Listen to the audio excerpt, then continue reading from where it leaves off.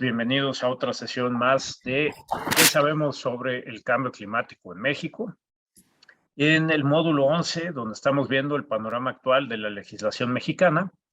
Y hoy tengo el enorme gusto de que esté aquí con nosotros una muy querida amiga y además una persona que tiene una perspectiva muy amplia de cambio climático, de las implicaciones que tiene, de lo que podemos y no podemos hacer. La doctora Amparo Martínez Arroyo, del Instituto de Ciencias de la Atmósfera y Cambio Climático, y ella nos va a hablar de la importancia de las estructuras normativas e institucionales para enfrentar el cambio climático. Les cuento un poco de Amparo, de la doctora Martínez.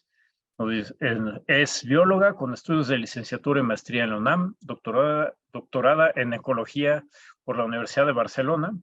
Sus campos de investigación han estado enfocados a las interacciones entre atmósfera, biosfera y hidrosfera, así como aquellas que existen entre la ciencia, el medio ambiente y la sociedad.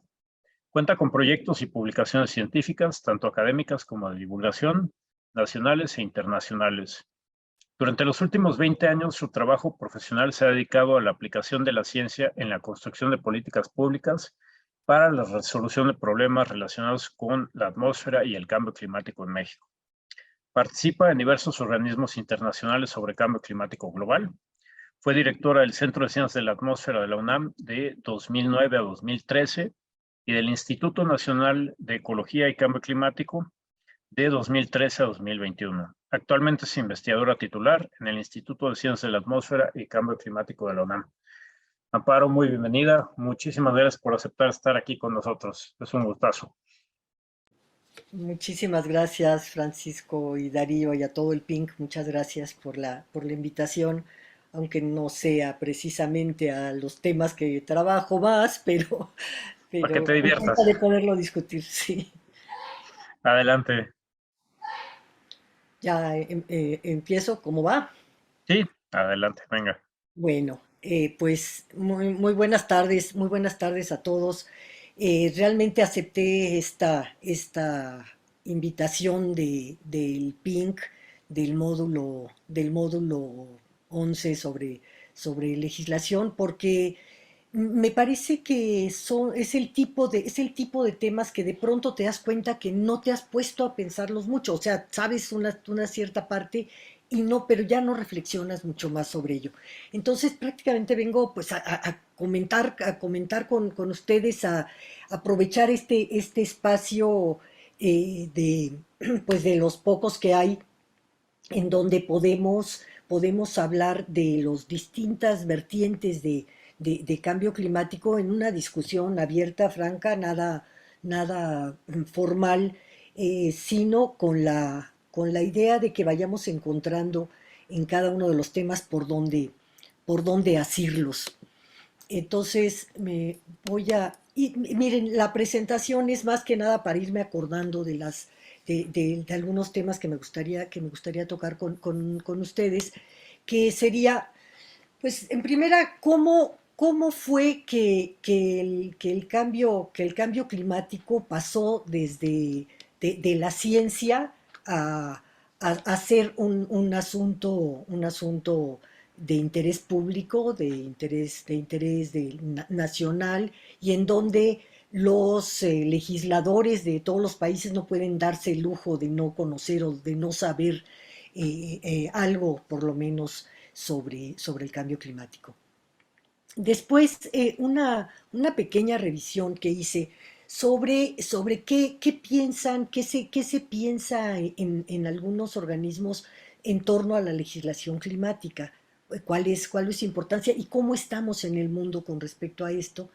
Y otro punto sería el asesoramiento científico en la política climática. Y esto sigue teniendo que ver con la legislación porque creo que es muy importante que veamos si dentro de estos marcos legislativos que estamos construyendo, le estamos dando su espacio a cada parte a cada sector de la sociedad que lo requiere y más a uno que es en el que se tiene que basar la actuación frente al cambio climático, que es en el conocimiento.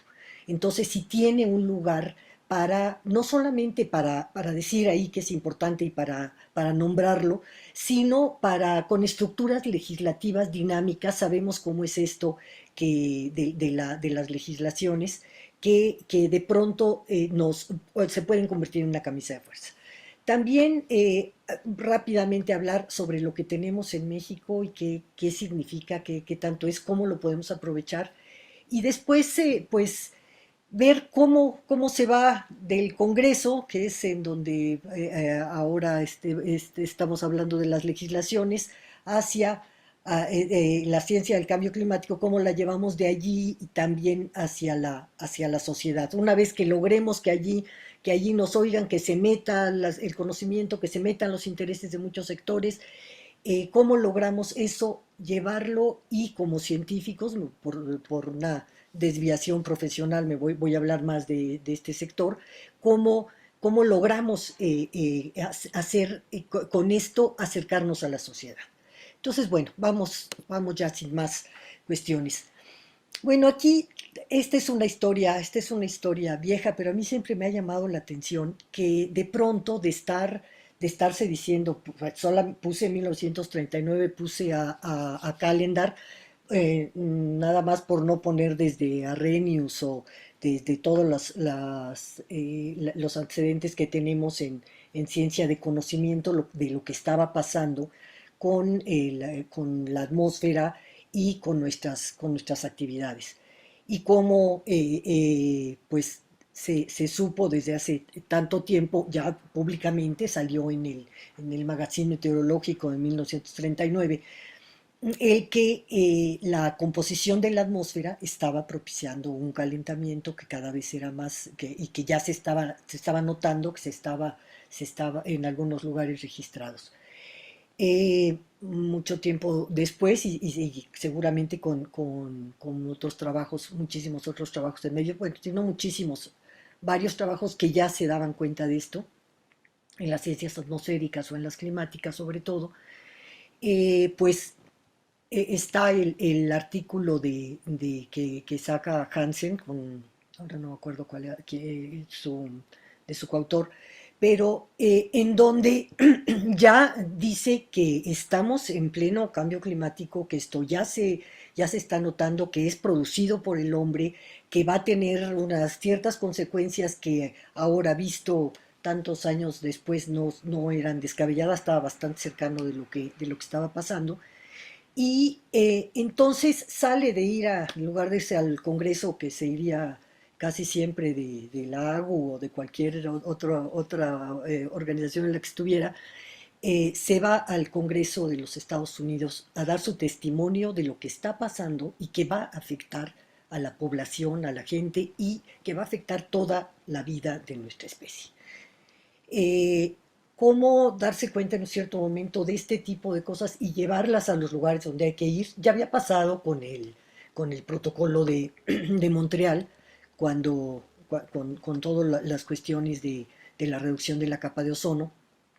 Ya se había llamado la atención de los países y todo esto, pero ya Hansen lo hace pues a un nivel que, por lo que ha quedado mucho en el recuerdo, es porque pareciera que ahí se detona este encuentro entre legisladores, entre responsables de hacer políticas y una realidad que no saben cómo van a tratar, que no saben qué es lo que van a hacer con ello y que tienen que abordarla. ¿Y qué es lo que los puede convencer de eso?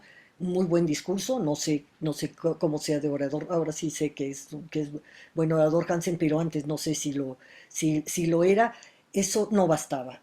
Lo que él estaba diciendo requería evidencias, requería que un fuerte sustento científico, el demostrar muy bien las cosas y sobre todo el aportar credibilidad, que se viera que él no estaba con ningún interés específico en nada, él no había inventado algo para acabar con los petroleros ni nada como para querer algo así.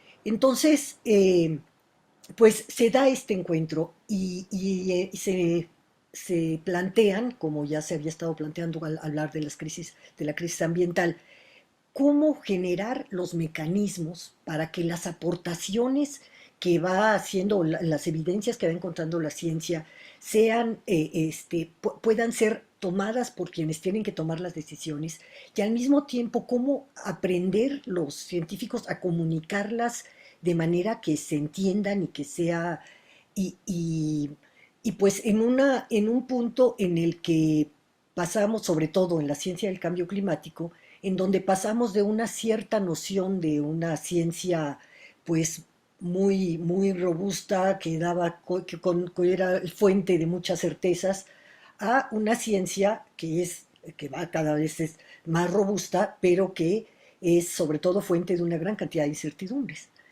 ¿Cómo pasamos a eso, a convencer a los políticos, a convencer a todo esto? Bueno, un poco era, es, eso creo que es simbólicamente importante. Seguramente ha habido otros momentos y habrá muchas otras historias, pero yo lo quise tomar como algo simbólico. Después hice alguna revisión de distintos tipos de organización. ¿Qué están diciendo? Ay, yo lo dejé todo sin pasarlo a modo presentación, perdón. Pancho, avísame.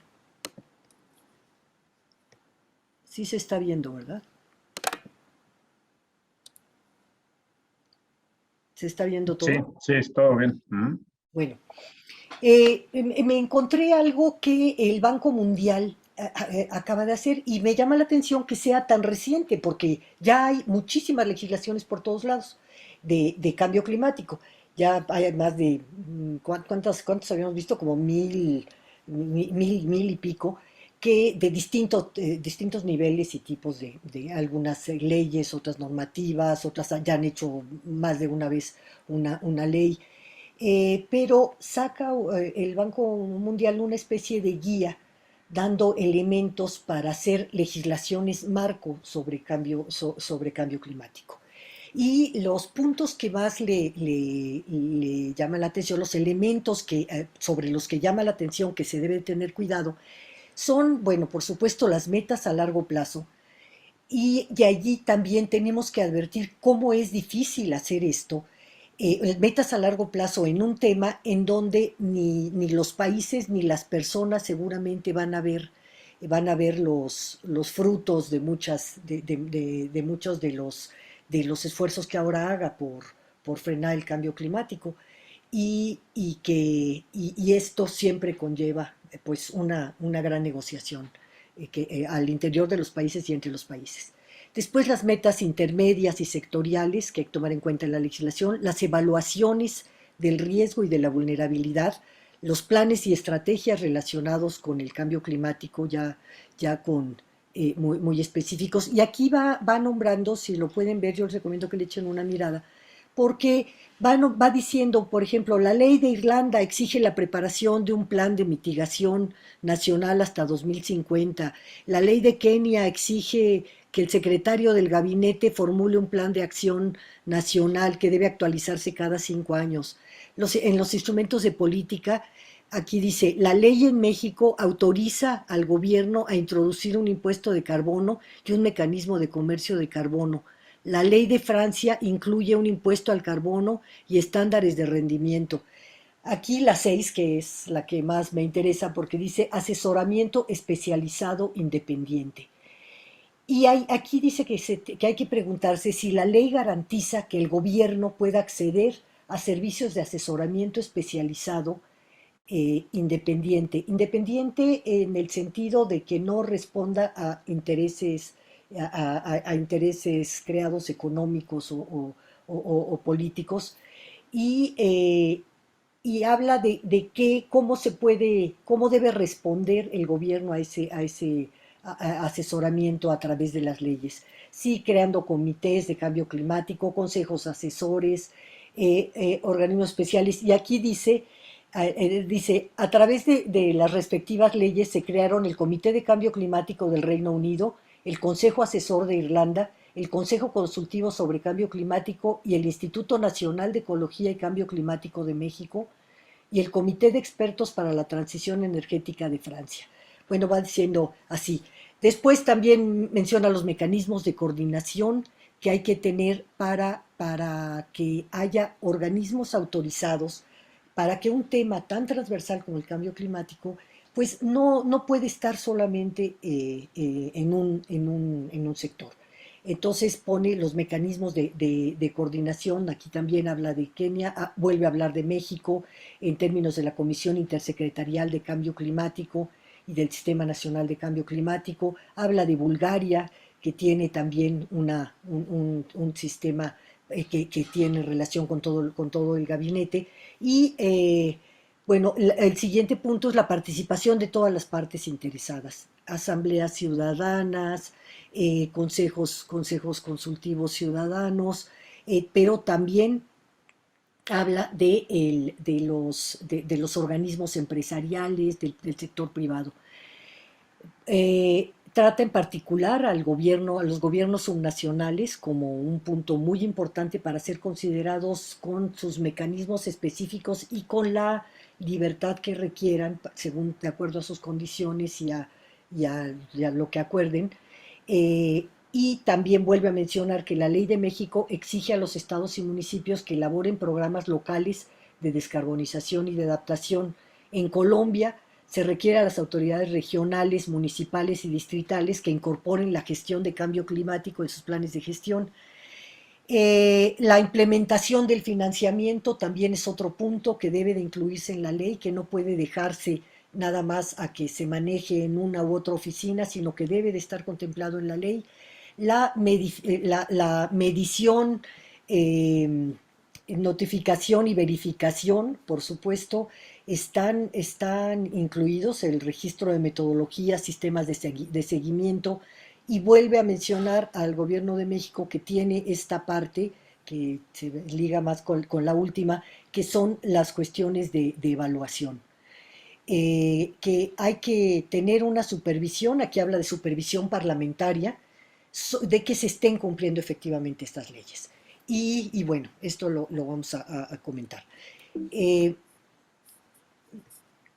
ya me voy, esto era un poco lento, pero en estos elementos que da la guía del Banco Mundial, habla de que tienen que contemplarse la coordinación entre las múltiples partes interesadas, ¿no? Gubernamentales y no gubernamentales, que tienen que ser de largo plazo, de tal suerte que garanticen que los compromisos pueden ir progresando y pueden ir haciéndose más ambiciosos durante varios ciclos políticos, y que no haya que volver a empezar cada vez que hay un nuevo ciclo político en cada país.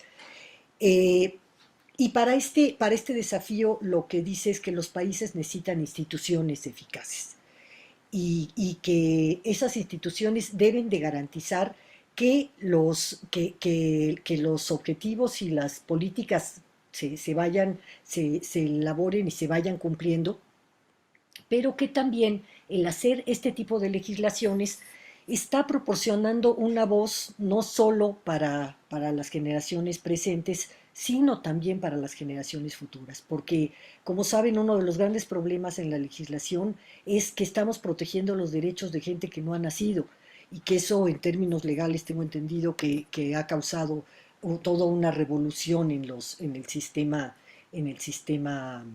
legal de que tienen que replantearse cosas. Lo están resolviendo, se ha hecho, pero sí fue un punto casi filosófico de cómo se podía tratar. Bueno, otras cosas ya muy rápido hablan de que si bien el IPCC proporciona una evaluación integral de la ciencia del cambio climático y de respuesta política a nivel mundial, bueno, todos sabemos que no es prescriptivo, tampoco brinda asesoramiento sobre los objetivos y las propuestas de los países, ni evalúa el progreso de los países en la implementación. Entonces, los asesores expertos a nivel de país deben de aportar ciencia, investigación y evidencia al proceso de formulación de políticas, a diferencia de otros temas en donde la ley la puede revisar la autoridad judicial que corresponda. En cambio climático, pues tenemos que ver que se esté cumpliendo o que si no se está cumpliendo es porque ya cambiaron las condiciones o porque las condiciones físicas en las que estamos, o hay el dinamismo del proceso ya requiere otra cosa, o hay un fallo en alguno de los mecanismos de conexión para que esto se realice. Entonces también las evaluaciones tienen que ser con base en el conocimiento. Entonces, bueno, esto es términos generales. Me encontré otros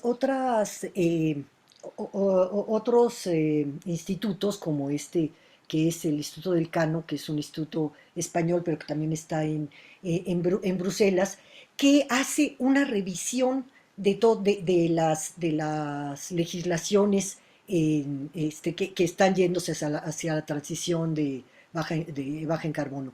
Y ellos dicen que la legislación y las políticas nacionales sobre cambio climático se han multiplicado por 20 en los últimos 20 años, por lo menos, con un crecimiento notable en los países en desarrollo. Y de aquí concluye que un 70% de las emisiones mundiales de gases de efecto invernadero en 2017 ya estaban cubiertas por alguna legislación climática. Y esto lo vamos a ver más adelante con un artículo que nos pasó el PINC, en donde corroboran esta importancia, que se nota en las medidas que se toman el que se hayan establecido legislaciones. Todavía no logramos que todas las legislaciones o se cumplan o sean consistentes en su diseño con los compromisos internacionales, pero esto es, pues cada vez va avanzando más y es un motivo de preparación. Yo supongo que en todas las escuelas de derecho se deberían de estar discutiendo estas cosas, como se deberían de discutir la construcción en contexto de cambio climático, la salud, todo. También tienen que estar los abogados viendo esto. Y y da algunos ejemplos de casos. Aquí nuevamente toman el caso de México y del Reino Unido, y en su opinión dicen que la legislación climática ha mejorado la calidad del debate político y que ayudó a mantener y fortalecer el consenso político y el compromiso con los objetivos climáticos de largo plazo en tiempos políticos cambiantes. El caso de Estados Unidos es muy curioso porque no tienen una legislación climática, está apenas ahora en proceso, y dice que a falta de una legislación climática se ve cómo es muy vulnerable la política climática, porque depende de un cambio de liderazgo, ¿no? Y también otra característica de muchos países, aquí en particular y por su obvia importancia menciono a Estados Unidos y a China. Los objetivos climáticos se fijan por decreto, no por ley. Entonces, también esto puede cambiar, los pueden quitar también por decreto. Y en varios países es así, no todos tienen legislación. Aquí este, este artículo también muy importante que salió en Nature Climate Change, de la importancia de la legislación en el cambio climático, habla de la relación significativa entre el número de legislaciones nacionales y de compromisos y de compromisos que se han ido cumpliendo o estableciendo, y cómo se han reducido las emisiones, y cómo se pueden contabilizar después de 3 años que se dan, y cómo la capacidad legislativa o esto de irles dando seguimiento también tiene que ver con la implementación a nivel de país de esta reducción de emisiones.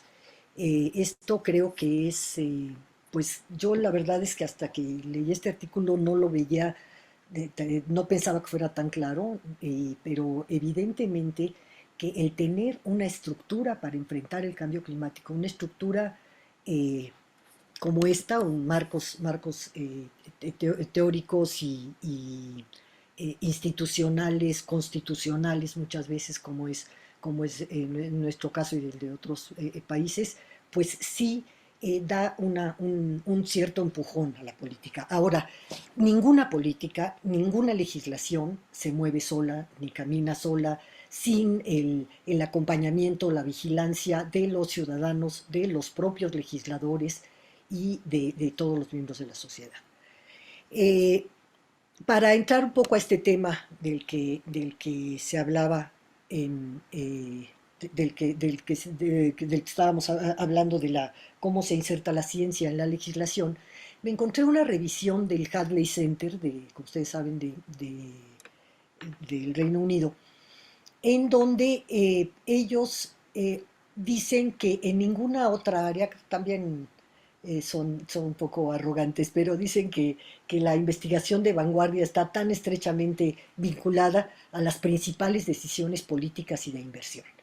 En Reino Unido, por supuesto que ya lo están haciendo, sí deciden las inversiones con respecto a cambio climático y con respecto a decisiones políticas también se toman con respecto a cambio climático, muchas de ellas, y bueno, y señalan que en un contexto, que esto a pesar de estar en un contexto en el que hay muchísimos riesgos, pero también muchas incertidumbres y ambas son muy profundas, ¿no?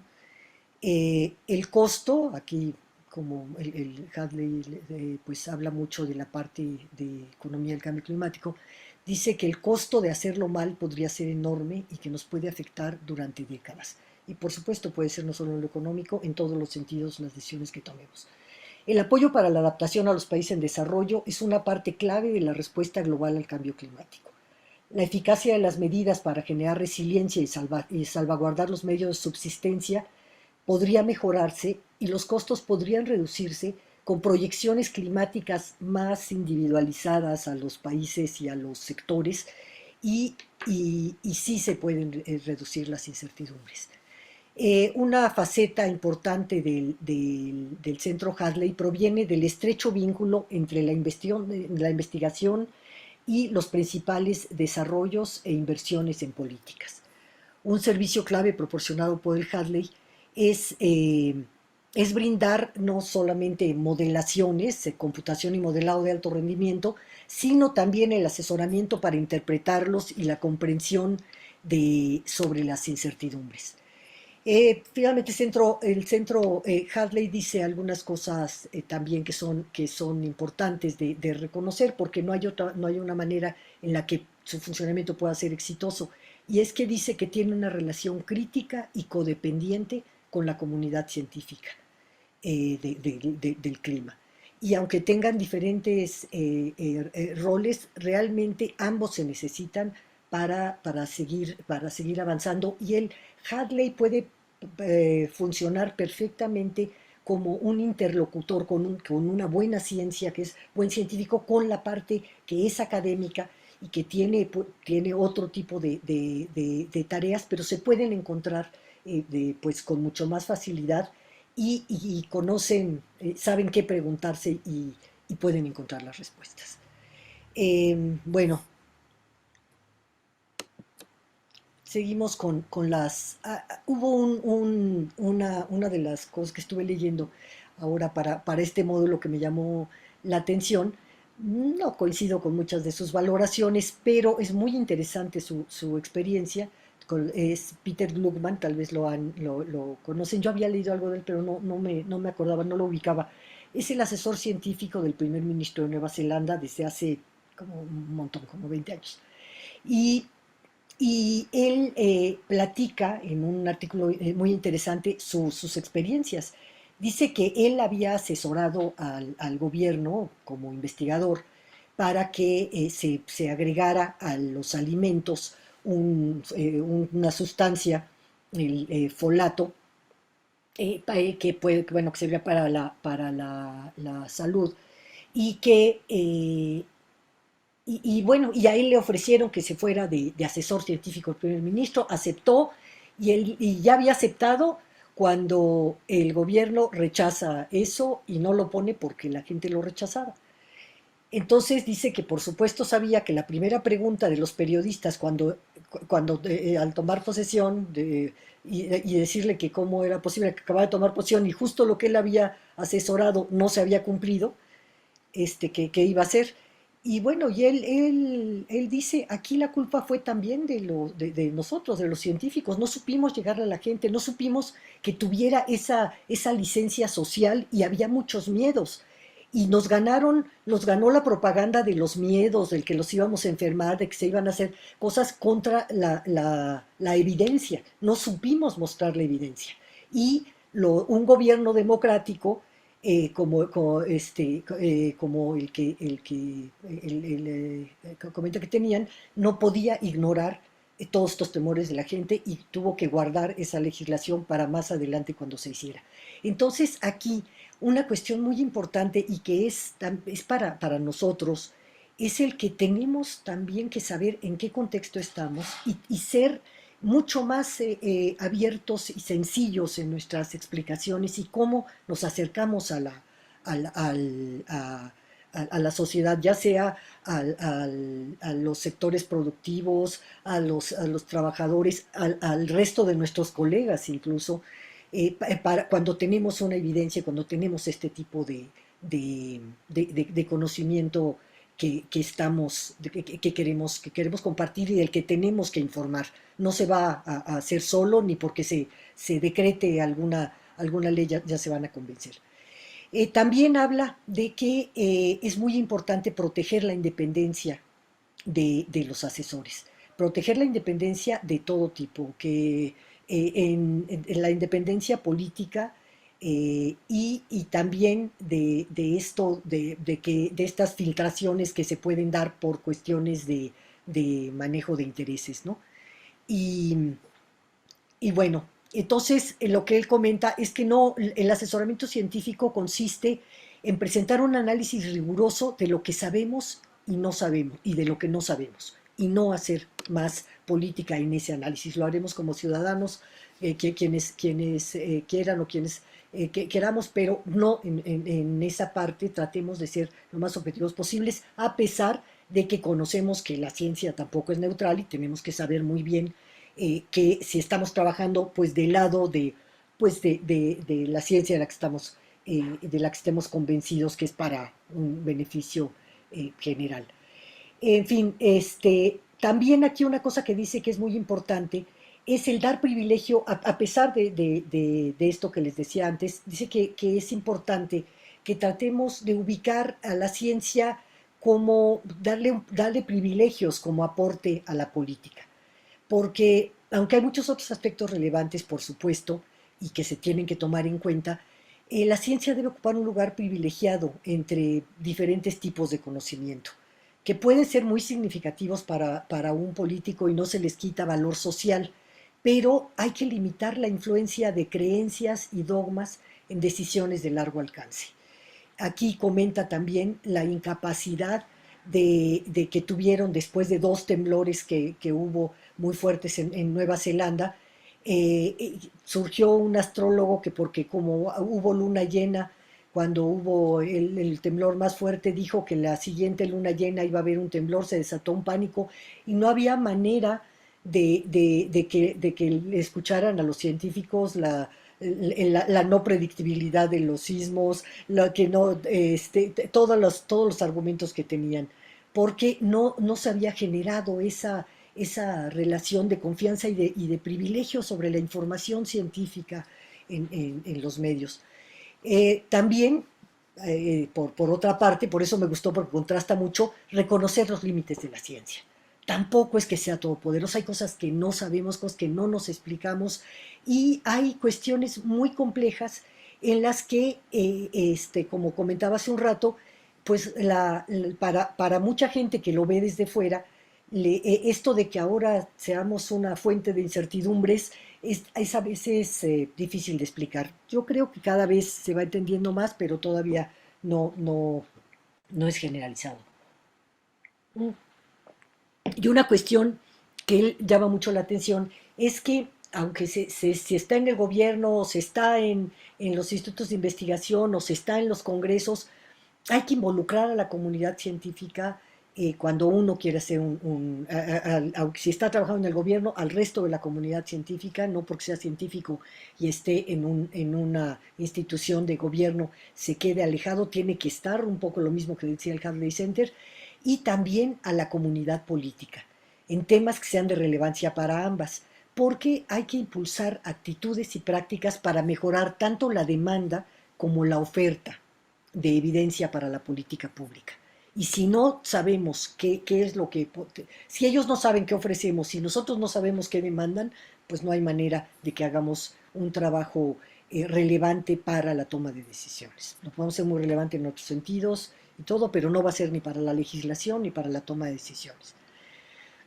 Entonces, bueno, en México, rápido, asumo que esto ya lo conocen, hablamos de que la Política Nacional de Cambio Climático es el conjunto de intervenciones públicas desarrolladas por los tres órdenes de gobierno que contribuyen a reducir las emisiones de gases y compuestos de efecto invernadero y a transitar hacia una economía baja en carbono, así como a disminuir la vulnerabilidad y fortalecer la adaptación de la población, los ecosistemas y los sistemas productivos ante los efectos del cambio climático.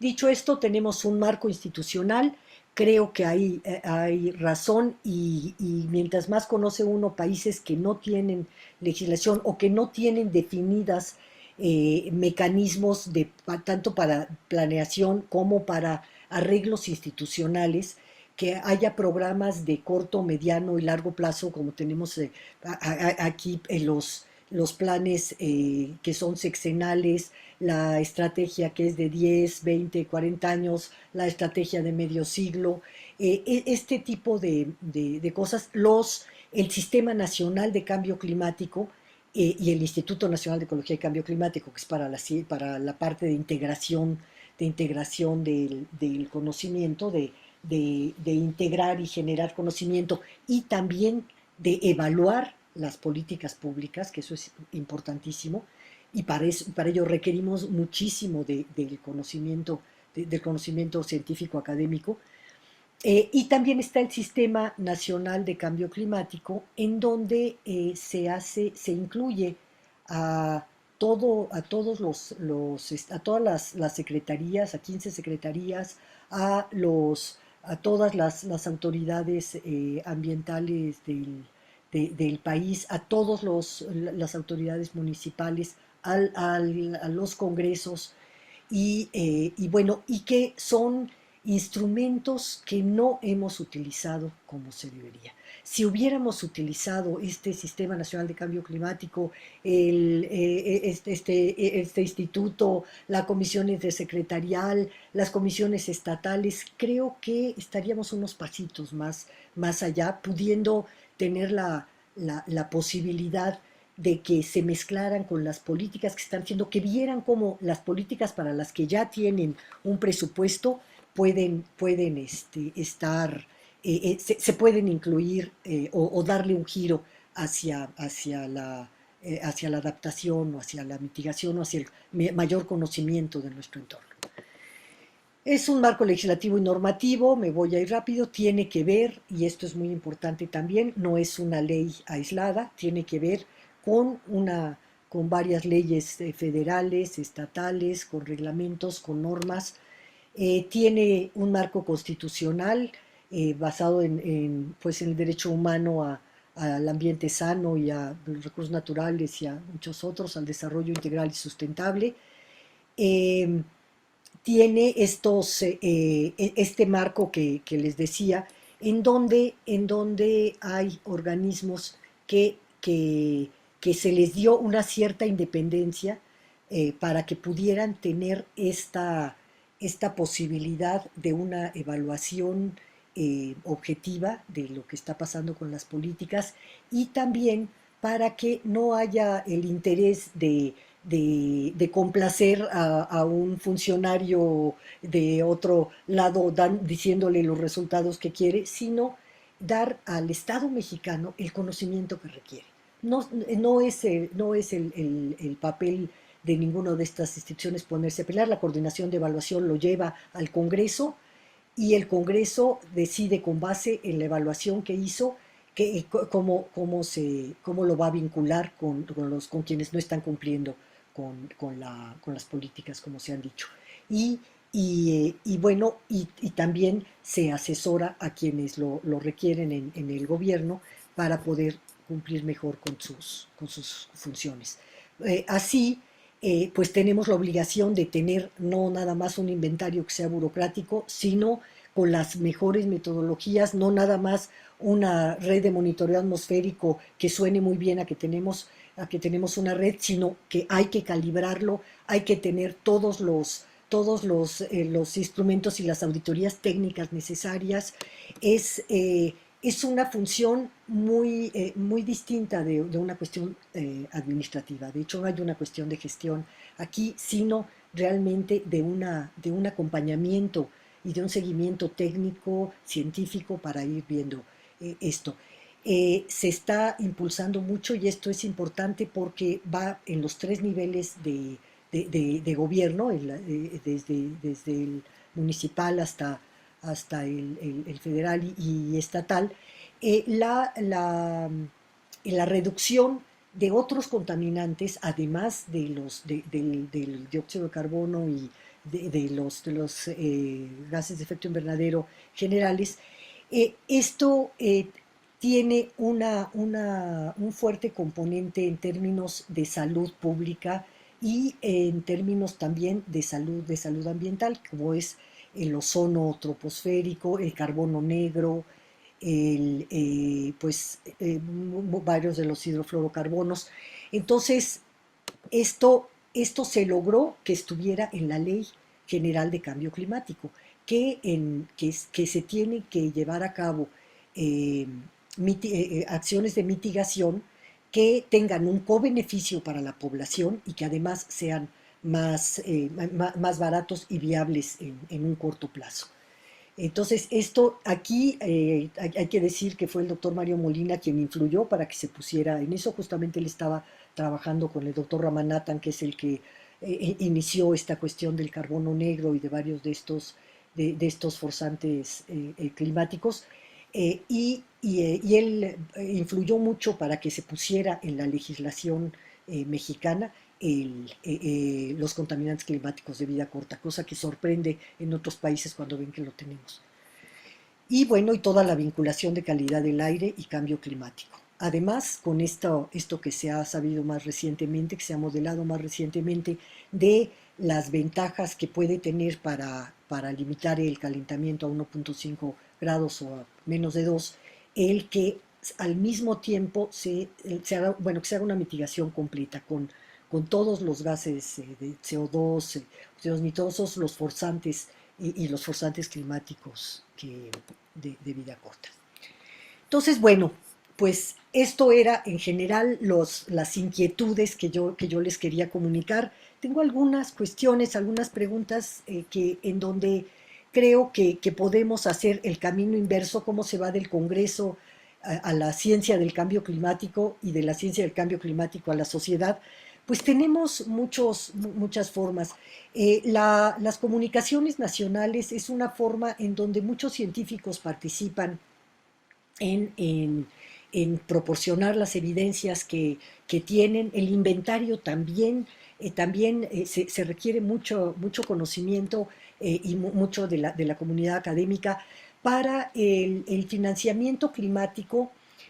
Una de las preocupaciones que ha habido en los organismos, en los institutos de investigación del Estado, como era el INEC, es cómo hacer que pudiera haber una relación más directa hacia la investigación, hacia el financiamiento de la investigación directamente. Cuando es internacional siempre tiene que pasar por el Estado y muchas veces las universidades no tienen la eficiencia necesaria ni los mecanismos bien aceitados para que esto se pueda dar de manera fácil y pueda fluir de manera totalmente transparente. Sé que se han hecho muchos acuerdos con universidades que han sido fraudulentos.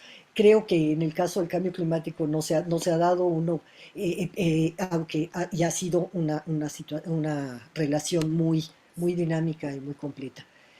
Las evaluaciones que se han realizado han tenido sus impactos porque se realiza la evaluación con consejeros sociales que son en general, bueno, vienen de la academia, de la sociedad civil y del sector privado, pero todos tienen alguna experiencia técnica en formulación de políticas. Y con estos consejeros se han hecho las evaluaciones que se llevan al Congreso con recomendaciones que el Congreso las hace vinculantes con los organismos que se refiera y son basados en el conocimiento. Bueno, finalmente unas cuantas reflexiones. Me parece que en este tema que estamos hablando de la legislación frente a cambio climático, de cómo introducir el conocimiento, los institutos de investigación del Estado o centros que se formen si no existe esto o si hay algo cambio, tiene que haber para cambio climático, para muchos temas, pero estamos hablando de cambio climático en particular y de manera urgente, porque además abarca muchos de los otros temas, pues sitios en donde se puedan tomar de estudios estratégicos, de estudios de temas estratégicos, en donde confluyan los distintos sectores. No podría ser solamente académico porque se requiere la información del Estado, se requiere la información del sector privado, del sector los comercios internacionales. No puede ser solo gubernamental porque no tienen, por más que tuviera más científicos, el gobierno no le da para cubrir todo este conocimiento, ni tiene tampoco, ni es su función. El sector privado podría contratar también y debería de contratar cada vez más científicos, pero tampoco lo puede hacer solo. Entonces necesitamos sitios donde pueda ser puentes y confluencia para poder dar este seguimiento y saber que el esfuerzo que se está poniendo y tanto en hacer las leyes como las políticas, como en los conocimientos que se generan, como en las tecnologías que se van cambiando, sirven y se cumplen. Es un reto también para los académicos y para las universidades que realmente tenemos muchos años hablando de multidisciplina, de interdisciplina y todavía no logramos que cuaje completamente porque no hemos sido formados así. Ya tenemos algunas carreras que van por ese lado, pero cada vez tenemos que acelerar el paso y que trabajar mucho más, incluso en que pues dentro de la propia universidad tenemos que hablar más de cambio climático y de lo que tiene que ver con cada una de las carreras. Ahora, bueno, estamos trabajando, por ejemplo, estamos haciendo un proyecto que está de una manera diferente, un PRONACE que estamos haciendo con apoyo con ACID, en donde estamos tratando precisamente de conjuntar, de tener una relación tanto con la parte gubernamental como con organizaciones de la sociedad civil, con las autoridades, con autoridades locales y viendo cómo podemos caminar en acuerdos y en que este tipo de conocimientos quede establecido también socialmente en los distintos sectores que puedan estar participando. Entonces, bueno, eh, hay que ser ciudadanos del siglo XXI. Tenemos nuestro trabajo, no nos vamos a desviar de él, no vamos a dejar nuestras especialidades. Sin embargo, tenemos un papel como científicos, y si estamos en la ciencia del cambio climático, pues por supuesto que ya ni dudarlo, en donde tenemos obligaciones éticas con el resto del país y del mundo, y tenemos que tratar de hacerlo por todas las vías posibles. Hoy hablamos de que la legislativa es una, metámonos, ya sé que a casi todos los que estudiamos ciencia es porque no nos gustaba mucho meternos a las cuestiones de derecho o cosas así, pero hay que meterse porque hay muchas cosas en donde podemos ayudarnos mutuamente a entender cosas y a que las cosas que ya entendimos realmente se puedan aplicar. Entonces, bueno, espero no haberme alargado mucho. Muchas gracias. Muchas gracias, Amparo. No, estuvo perfecta la duración, y muy, muy interesante lo que nos platicas. Tenemos varias preguntas por aquí. Y pues yo creo que pues empecemos con esta de Elvira Miranda. Cierto, a nivel municipal y su enlace con la sociedad, en este nivel están las verdaderas evidencias. Bueno, no es pregunta, es comentario, pero muy, muy acertado. Tenemos aquí ahora sí una pregunta. de Bernardino, que nos dice: ¿qué instrumentos de política pública se deben mejorar para que la sociedad tenga mejor observancia de la normatividad ambiental a nivel municipal? Yo creo que todos son mejorables. Lo importante es que utilicemos la infraestructura que hay. En muchos casos pensamos que, bueno, tal vez no está funcionando esto de las interacciones entre intermunicipales o el que el sector académico de cada estado se involucre con las decisiones o con los planes que se están tomando y que les dé seguimiento, que ayude a darle seguimiento. Podemos pensar en muchos, pero porque no hemos usado los instrumentos que hay y que se pueden dar. Entonces, creo que lo mejor es conocer los instrumentos que hay, que son estos planes, los más grandes, que son los planes de acción desde los municipales, estatales, hay incluso en distintas ciudades planes de acción climática, pero también el que tengamos el que tengamos la posibilidad pues de utilizar nuestros recursos como ciudadanos. Somos de los países en donde ya nuestra ley general de cambio climático incorporó los compromisos con los acuerdos de París. O sea, esto entonces significa que los ciudadanos podemos darle seguimiento a esto y podemos ayudar a que se cumplan porque viendo cuáles son en donde podríamos tener una participación para ayudar a que se cumpliera. Y digamos, dándole un poco de seguimiento a esta misma pregunta, pero desde otro punto de vista, algo que hemos platicado muchas veces, ¿cómo le hacemos para facilitar las cosas, para que tengamos la información necesaria para, por ejemplo, llevar adaptación al nivel que necesitamos? O sea, al nivel que necesitamos me refiero a la velocidad y digamos, la intensidad, por decirlo de alguna manera, de lo que tenemos que hacer, pero también en la escala espacial necesaria como para pues, que se puedan tomar las decisiones, ¿no?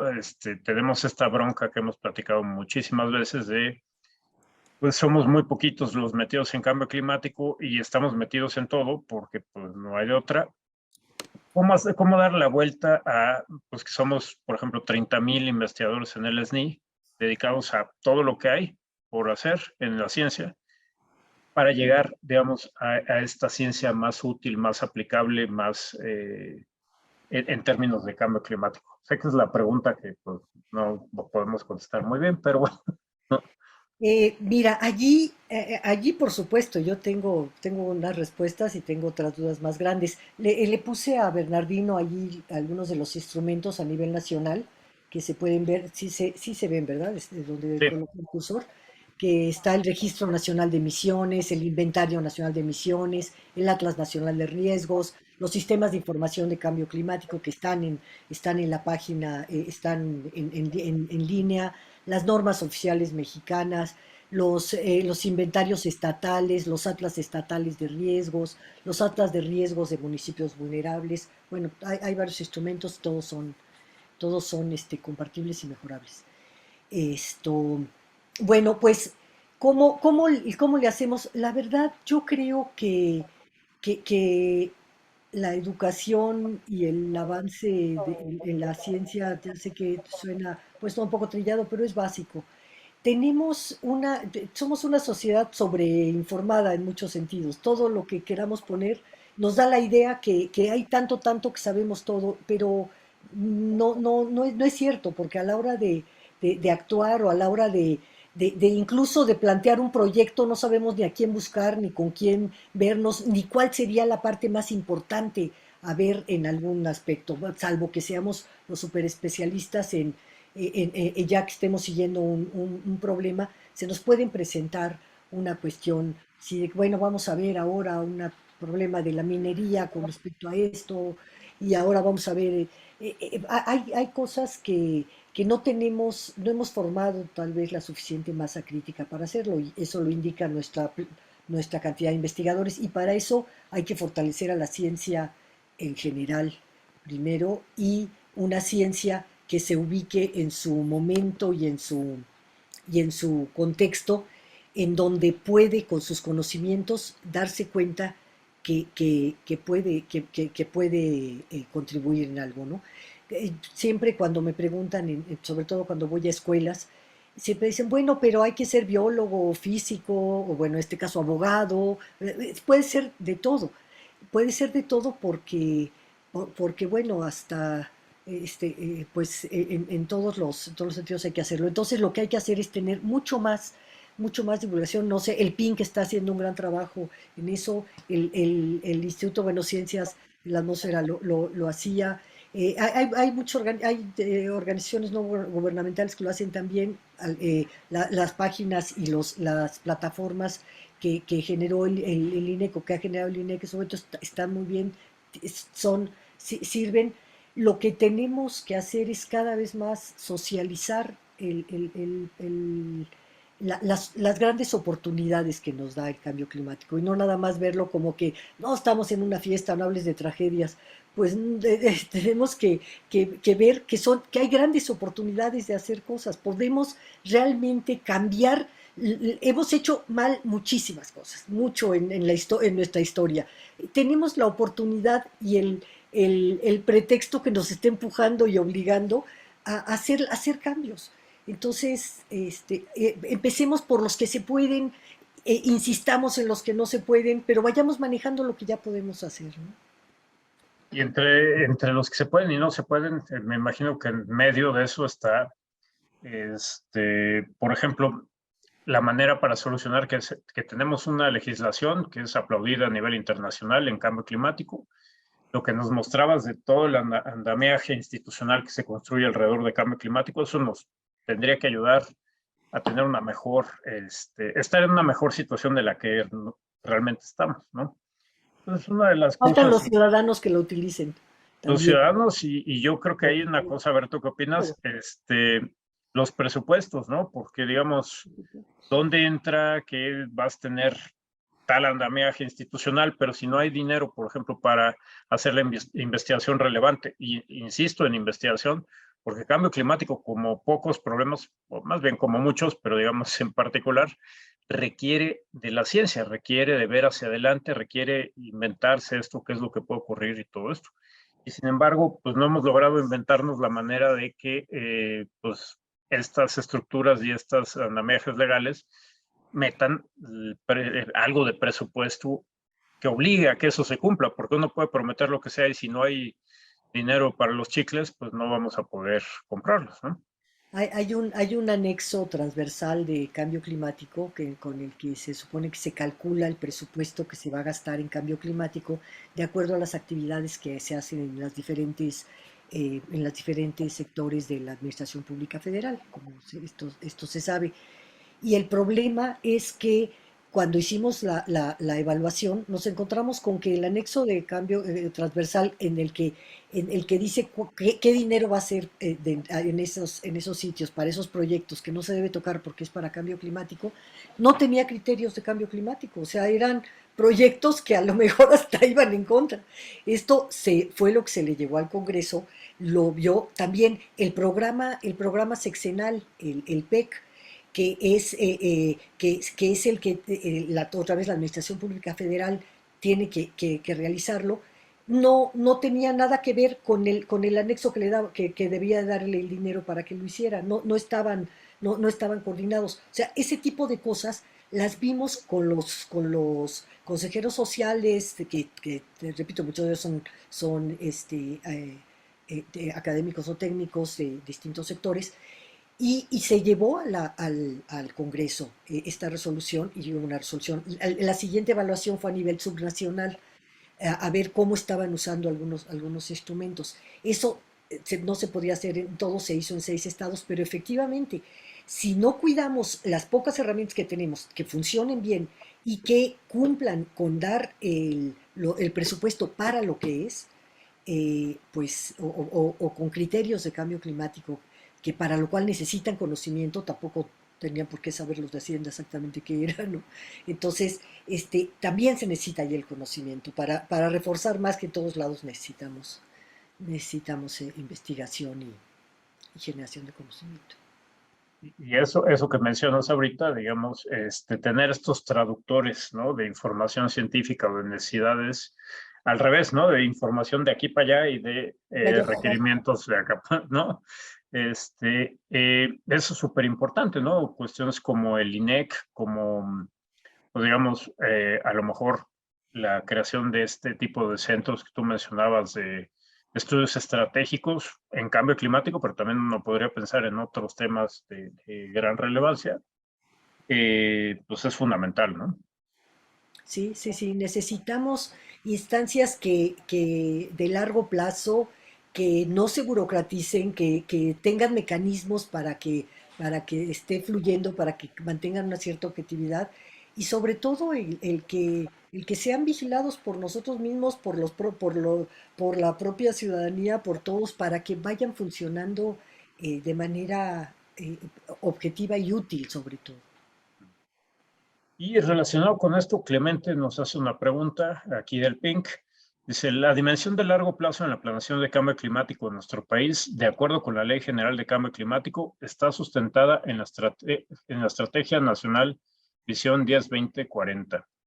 Pero la Ley Nacional de Planeación dice que los programas de gobierno, incluso los programas especiales, no pueden rebasar el periodo de gobierno. ¿Cómo podría modificarse esta situación? Bueno, en la administración pública hay distintos niveles. Las estrategias marcan algunas grandes pilares de por dónde nos vamos a ir y hacia dónde queremos llegar. Y lo que se puede ir modificando son los planes de cómo hacerlo, a qué velocidad, a qué le das más importancia. En fin, eso se puede ir modificando. Pero tenemos otra estrategia, que es la estrategia de medio siglo en donde también que está contemplada en la ley, pero que se elaboró para después del Acuerdo de París, la siguiente COP que fue en Marruecos. Y, y allí, por cierto, hay una anécdota que se llevaba la estrategia de medio siglo por parte de tres países, de Canadá, Estados Unidos, México. Era la estrategia de medio siglo Norteamérica, aunque cada uno llevaba la suya. Nosotros basados en lo que decía, bueno, en lo que decía la Ley General de Cambio Climático de la disminución en el 2050. Pero precisamente mientras estábamos en esa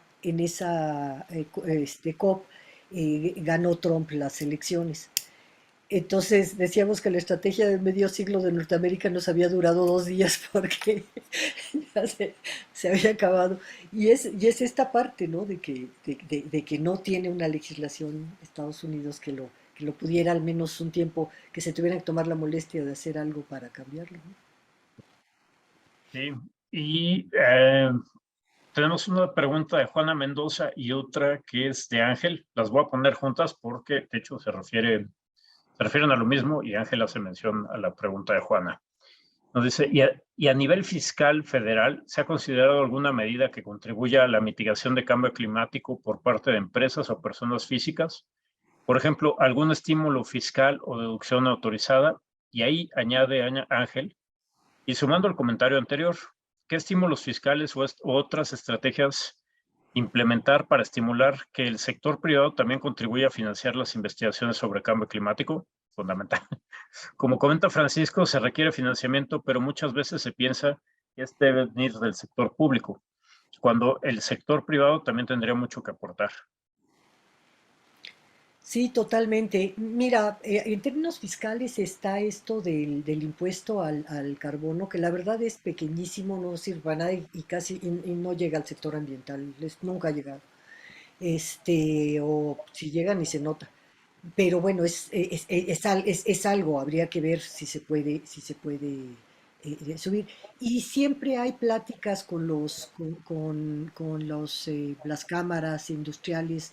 El gobierno no sé mucho en qué van. Ustedes saben que hay toda una cuestión de comercio de emisiones que se está discutiendo entre Semarnat y el sector financiero y empresarial. Está el sector financiero está muy activo a nivel internacional y también en México para ver cómo sus financiamientos o que da, cada vez tengan más eh, condicionamientos a que sean inversiones sustentables, inversiones verdes, inversiones contra el cambio climático. Bueno, hay algunas cosas a nivel local, por ejemplo, en la ciudad, la parte esta de que los coches híbridos y eléctricos no pagan, perdón, de que los coches eh, eh, eléctricos y los híbridos no paguen una serie de cosas y tengan, hey, entonces, pero bueno, no tengo la información más actualizada, no lo sé. Pero sí, sí hay planteamientos al respecto. Sí, sí hay algunos. Y tenemos aquí un comentario de Alicia Villamizar desde Venezuela, nuestra amiga. Dice, la ciencia es el antónimo a la posverdad. Hoy con gran poder a través de los medios sociales y con una influencia sin precedente en la toma de decisiones de política pública. Por ello es clave nuestra responsabilidad en comunicar el conocimiento científico vinculado al complejo tema del cambio climático, apegado a las evidencias, utilizando un lenguaje accesible a todo el público. Excelente charla, gracias por compartir tu experiencia como científico y como funcionario frente al INEC. Y tenemos una pregunta de Patricia que dice, hola, excelente presentación. Me gustaría saber qué tanto ha cambiado el marco institucional de cambio climático de la administración pasada a la actual y qué consecuencias ha tenido. ¿Cómo lograr programas a largo plazo? Muchas gracias.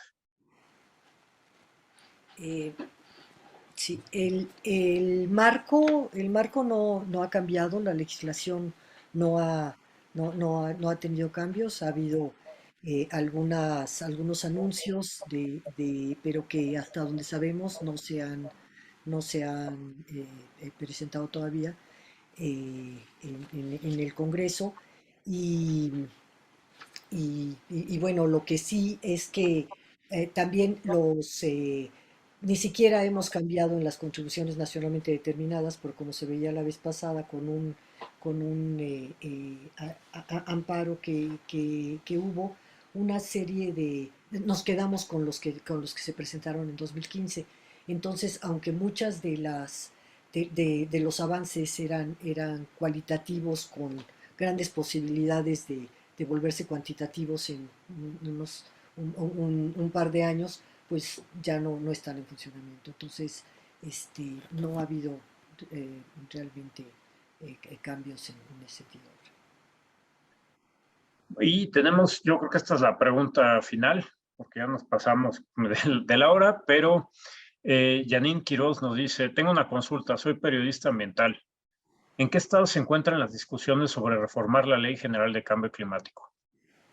Mira, eso habría que preguntárselo a los diputados y ellos no estoy, soy investigadora del Instituto de Ciencias de la Atmósfera y Cambio Climático y estoy tomándomelo muy en serio. Estoy nada más ahorita en ese ámbito.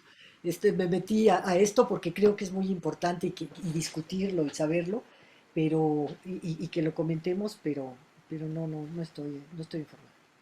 Sí, ahí digo, la única cosa que podemos decir es que hace más o menos un mes tuvimos un evento en la Cámara de Diputados de los 10 años de la Ley General de Cambio Climático y digamos que hay el interés de ver cómo se puede mejorar la ley existente, ¿no? Pero pues hasta ahí podemos comentar realmente. Bueno, pues Amparo, te agradezco muchísimo por esta plática tan interesante, por esta conversación que tuvimos. Y bueno, además te invito a que el próximo jueves también nos veamos en el conversatorio que vamos a tener No voy a para estar, cerrar. Bueno, no entonces voy no a te estar invito. en México, perdón. Sí, sí. Bueno, perfecto. Pues muchísimas Me gracias de ganaron, tengo cualquier otra manera. invitación. Muy bien. Pues muchísimas gracias, Amparo. Y pues entonces a mí ya nada más me queda recordarles que el próximo jueves vamos a tener al embajador Miguel Ruiz Cabañas Izquierdo, que nos va a platicar también sobre el panorama actual de la legislación mexicana. Con él terminamos, digamos, las presentaciones y después de su presentación tenemos, como siempre lo hacemos, el conversatorio donde pues digamos, los expositores que hemos tenido, nos juntamos y platicamos sobre el tema, bueno, los que pueden estar, ¿no? Muchísimas gracias y nos vemos el jueves que viene. Hasta luego. Hasta luego.